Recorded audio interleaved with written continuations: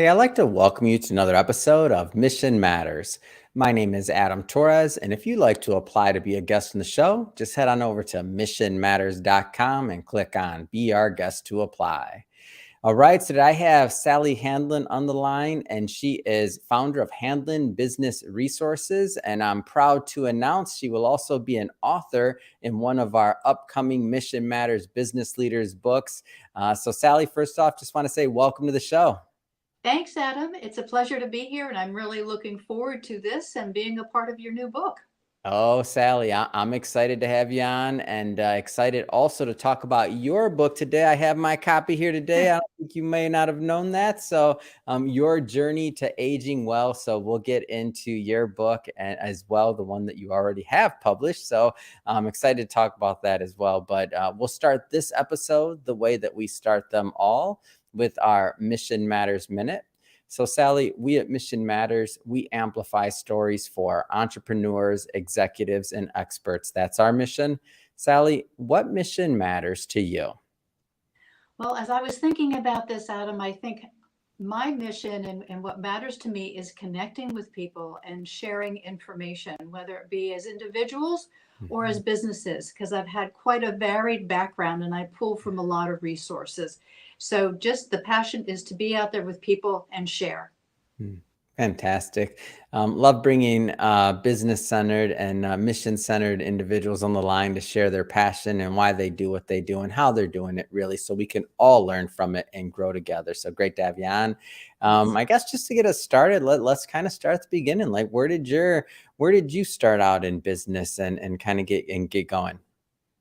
Well, it was a little bit of a long journey till I actually got in business. I've had several different careers over my work life. I started out with parks and recreation and then moved into city recreation, health planning. I moved into um, owning my own retail store, but I eventually got into banking. And banking then led me on a career path to really understand businesses and dive into what makes a business work and what doesn't work, and the importance of the relationship with my clients. Yeah. Now, when you're in banking, were you working with small businesses, middle market, all the above, enterprise? Like, give us a feel for that. Well, basically, I was small to middle business Hmm. size, and I started out in retail and worked in the Yeah. branch, which actually, worked with a lot of small businesses. Then I got into commercial lending, and I ended my career running a call center 24 by 7. Hmm. Yeah, and the reason I ask, by the way, is because a lot of business owners, a lot of entrepreneurs, a lot of executives that watch this and the banking piece of it and all that, highly relevant. And so you're talking to our market here. Well, that's good. And I hope at some point, if they want to call me, I can help them as well. It's so important to understand the resources that are out you, Yeah, but it's so confusing because there's so much information today. yeah. When I was researching for this show, do you know that we make 35,000 decisions a day? No. That's what the current is saying. And so we're overwhelmed. So it's nice to know that you've got resources and people that sort of have your back when you're looking for information. So, speaking of that, I definitely want to get into further into handling business resources. But before we do, I want to talk books. Okay. So, books. So, first off, just excited and thrilled to have you part of the upcoming business leaders release for Mission Matters. For everybody watching this, just so you know, this will not be a full interview on what Sally plans to contribute. We're going to keep it really high level, and that's because we'll be bringing Sally back on the show for a part two of this interview series. And on that particular interview, we will be doing a deep dive into Sally's writing in the book. So, Sally, just kind of keeping it high level. What are some of the things that you plan to propose in the upcoming release? Well, I'm one of these people that really like to get down and drill down to, 3 to 5 basic things that people need to consider, whether it's their health or their business. And Yeah. so what I've done is I've looked at both of those areas and I'm bridging them in this book. And I'm building off of 4 core values that I have found over the last 40 years to be extremely important for businesses.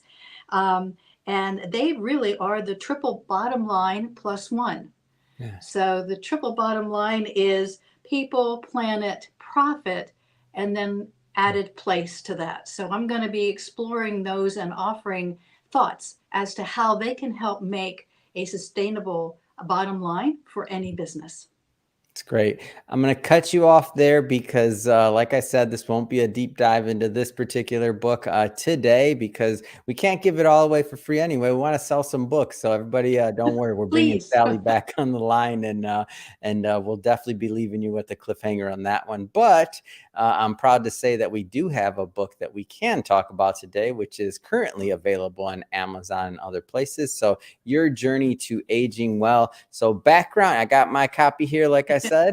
Your background, banking, you wrote a book on aging well. What was the inspiration for this? Well, back in the 1980s, I got introduced to Rodale's Prevention magazine and started following that. And, you know, if you skip forward a little bit into the 2000s, I was really following the journey of my mother, who was aging and in her late 80s, 90s. And I saw that things were happening through the medical system to her that I questioned, but I didn't have enough knowledge to understand even how to ask a question.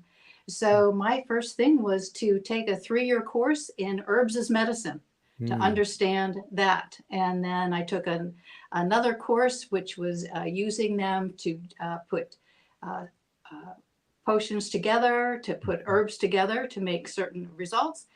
And then it took me 8 more years after that to figure out the missing piece. Wow, that's quite a journey. And so you decided to take some of the knowledge that you gained through this journey and put it into a book. So why a book? Well, I figure for most people, we get so much information. Again, I want to boil things down. I wanted Mhm, to provide them with a primer of how to look at all this information that was out there about health and wellness. And mhm, with the courses I took in herbal medicine as well as integrated nutrition, there mhm. were some repetitive pieces of information. I kept thinking, why didn't I know this? Yeah. Why wasn't I aware of this? And if I'm not aware of it, and I read a lot, you know, there's a lot of people out there that don't know the basics of good health. Mm, And both those courses sort of pointed to the same thing. And the idea of the book came about because I can hopefully help more people mhm. understanding their health and their choices through a book than I could by doing, small group presentations. Yeah.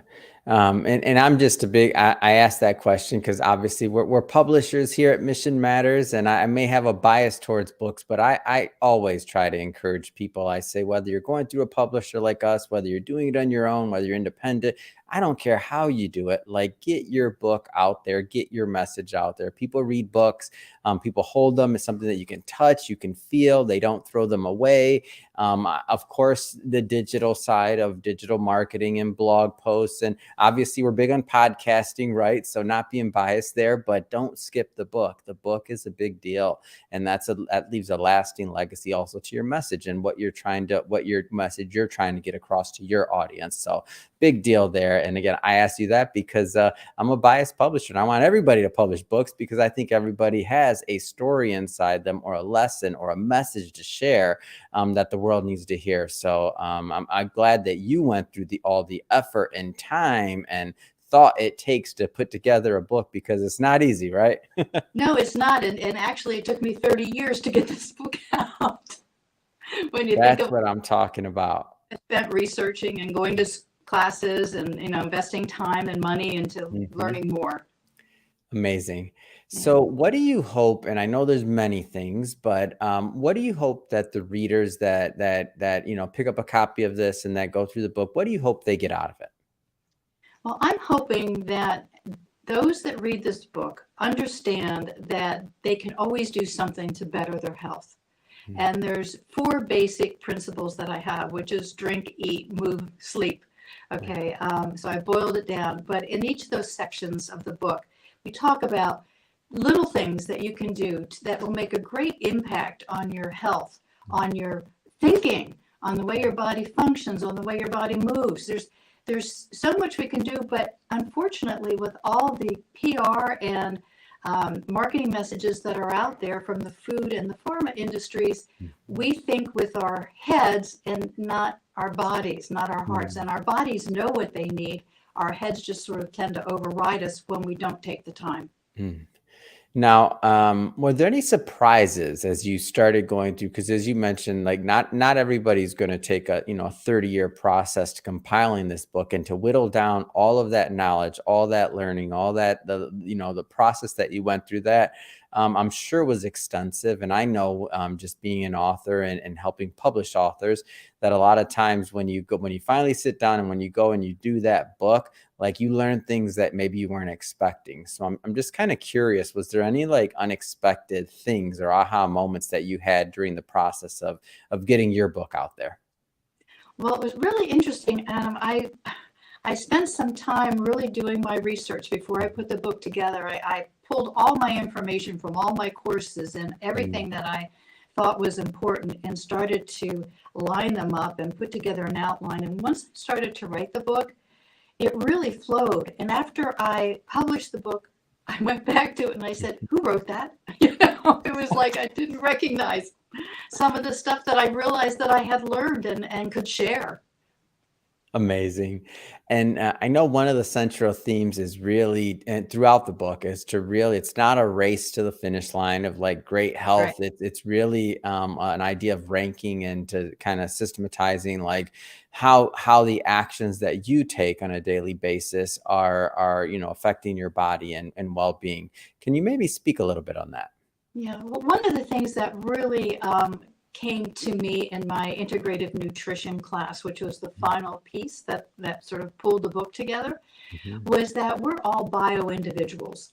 That mhm, what works for one doesn't necessarily work for another, and what's one's food may be another mhm. person's poison. So, even though there's all these publications out there, and there's over 2.2 million blogs, Yeah. books, websites, um, you know, it may not be exactly for you. So you've got to take your time and understand your body.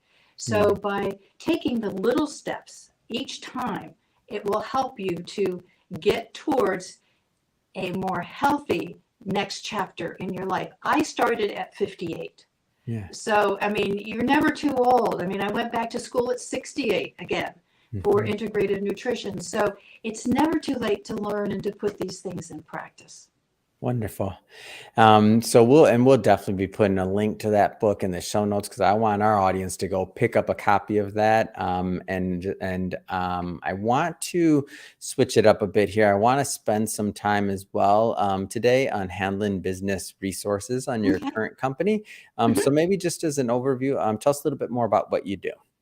Okay, Handlon Business Resources is basically based on one of the quadrants of Stephen Covey's time management matrix.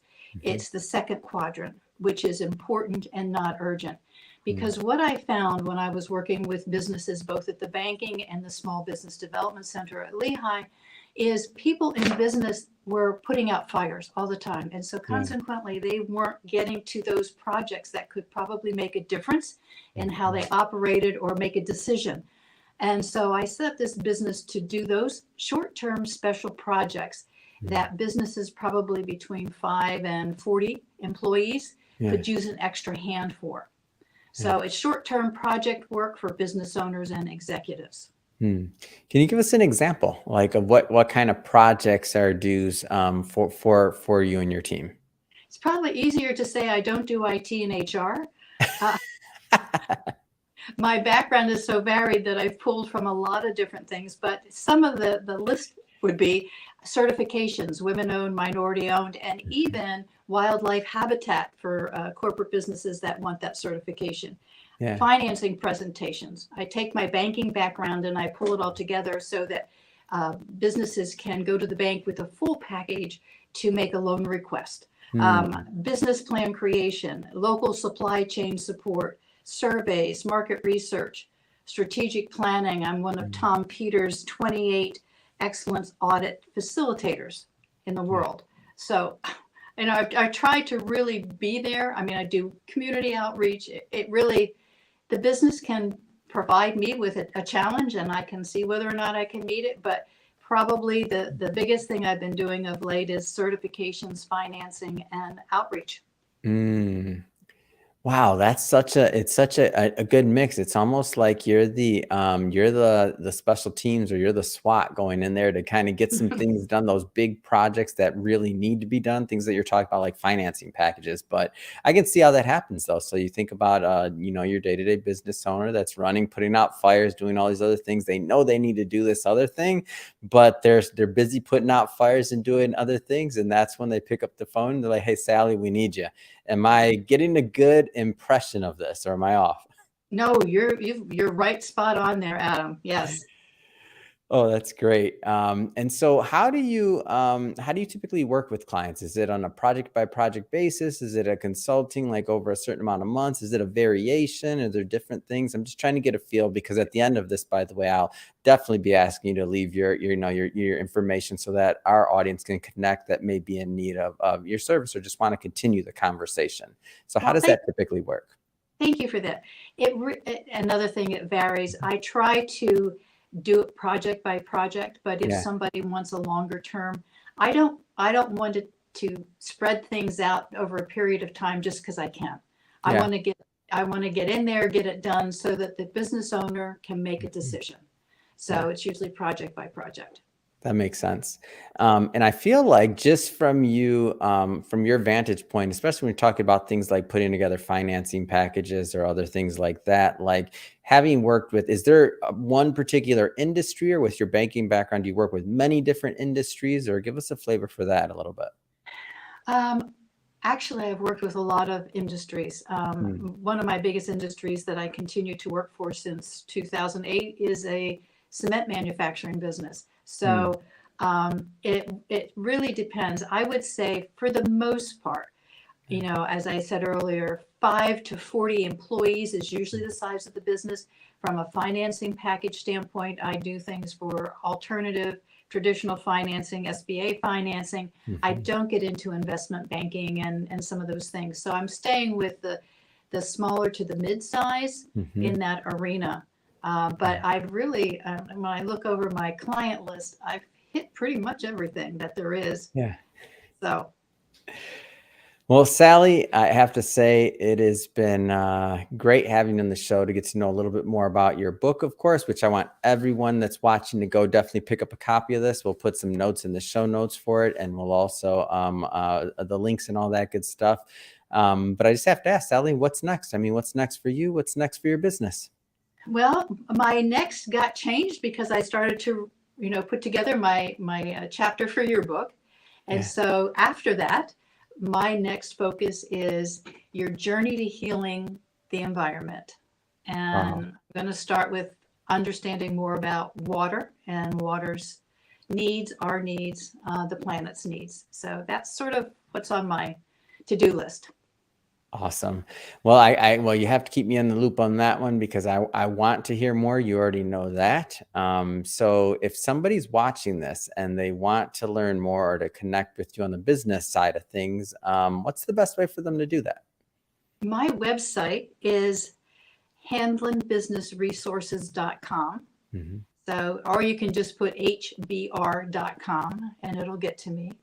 And if you're interested in more about my book, that Mhm. is bodyconstruction.me. So, to Perfect. And we'll put all that in the show notes so our audience can check it out. And speaking of the audience, if this is your first time with Mission Matters or listening to a Mission Matters episode, we're all about bringing on business owners, entrepreneurs, executives, and experts, and having them share their mission, the reason behind their mission, really what gets them motivated to get up and to get out in the marketplace and make a difference. If that's the type of content that sounds interesting or fun or exciting or engaging to you, hit that subscribe button, because we have many more mission-based individuals coming up on the line, and we don't want you to miss a thing. And Sally, again, I'm so thrilled to publish your work, to support your current book, and then also to bring you back on the show, because you better believe we're going to get you back on the show to do another interview once your book is published and live with us, so that we can do a deep dive. So again, for now, thanks again for coming on the show. Thanks so much, Adam. This has been a real pleasure.